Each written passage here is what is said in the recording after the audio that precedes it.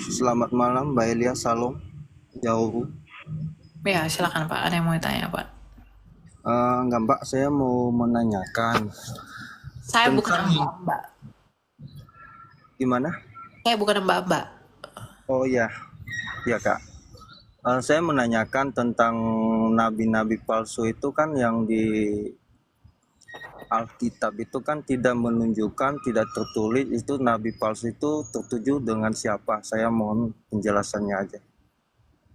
Ya, nabi-nabi palsu itu pokoknya yang dalam Alkitab Yeremia 23 ayat 15 adalah nabi-nabi yang akan Tuhan hukum karena mereka mengajarkan ajaran sesat.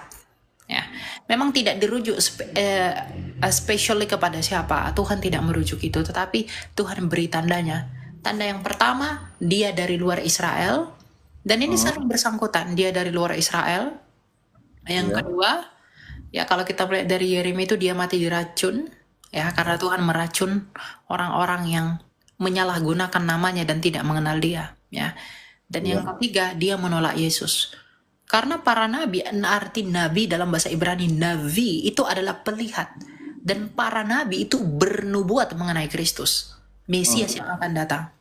Nah, jadi kalau ada nabi dan para nabi di perjanjian lama itu bernubuat tentang kelahiran dan kematian dan kebangkitan Mesias itu.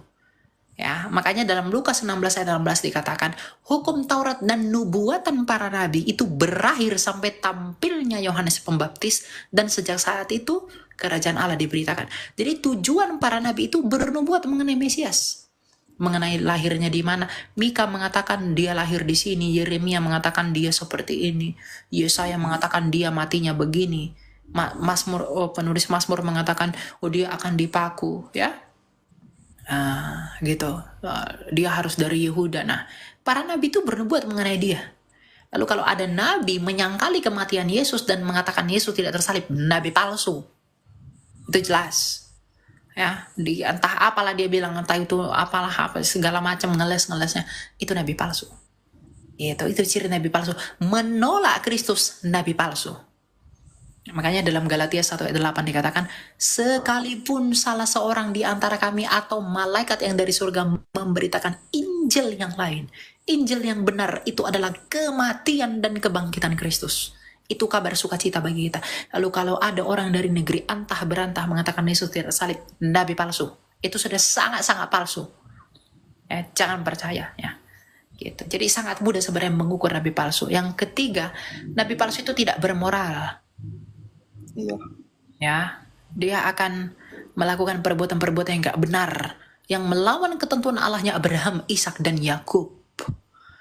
Ya, apa yang telah Yesus katakan, misalnya perjanjian lama orang berpoligami, lalu Yesus datang sebagai anak tunggal Bapa mengatakan poligami tidak boleh, satu laki-laki satu perempuan. Lalu tiba-tiba nabi palsu pasti mengatakan boleh poligami lagi.